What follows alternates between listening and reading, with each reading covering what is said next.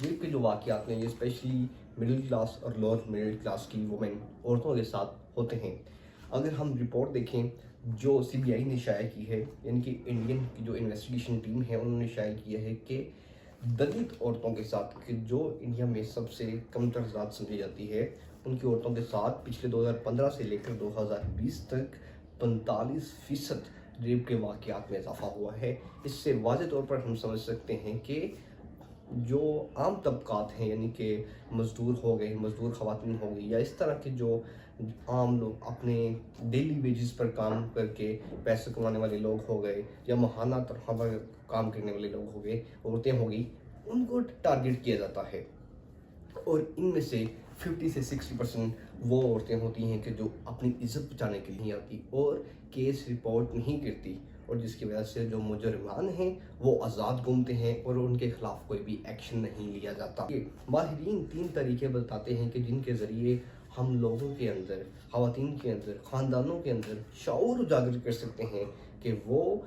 اس طرح کی پالیسیز، جب اس طرح کے حادثات کا سامنا کریں تو کس طرح کی پالیسیز اپنانی چاہیے، معاشرے کو کس طرح کی پالیسیز اپنانی چاہیے۔ سب سے پہلے وہ کہتے ہیں کہ پرائیویسی، کہ جو خاندان کے ساتھ واقعہ ہوا ہے، جس خاتون کے ساتھ واقعہ ہوا ہے، جس بچے کے ساتھ واقعہ ہوا ہے، اس کی پرائیویسی کا خیال رکھنا چاہیے۔ کہ اس کی پرائیویسی کا خیال رکھنے سے مراد یہ ہے کہ ان کے چہرے، ان کی شکل، جن کے ساتھ حادثات ہو چکے ہیں، جن کے ساتھ حادثہ ہوا ہے، ان کی تصویریں سوشل میڈیا پر یا میڈیا پر وائرل نہیں کرنی چاہیے۔ اس سے ان کی پرائیویسی محفوظ رہے گی۔ اس کے علاوہ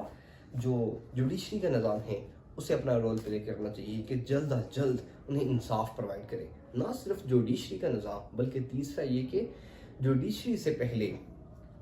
جو لا انفورسمنٹ ایجنسیز ہیں، یعنی کہ پولیس ہو گئی، سی بی آئی ہو گئی، سی آئی اے ہو گئی، اس طرح کے ادارے کے جو انویسٹیگیشن کرتے ہیں، ثبوت مہیا کرتے ہیں عدالتوں کو، انہیں کام مکمل کرنا چاہیے اور چیدہ سے پیچیدہ انویسٹیگیشن کرنی چاہیے، اور ہر سوال کا جواب انویسٹیگیشن بیورو تک پہنچانا چاہیے کہ جو عدالتوں تک پہنچائے اور پھر مجرمان کو جلد از جلد سزا دی جائے۔ ان کے ذریعے، ان پالیسیز کے ذریعے، ان پالیسیز پر عمل درآمد کرتے ہوئے ہی معاشرے میں انصاف قائم ہو سکتا ہے اور ریپسٹ کو جلد از جلد ہم سزائیں دلوا سکتے ہیں۔ ہم امید کرتے ہیں کہ ہمارے معاشرے محفوظ رہیں اور مزید اس طرح کی برائیوں سے بچے رہیں۔ شکریہ۔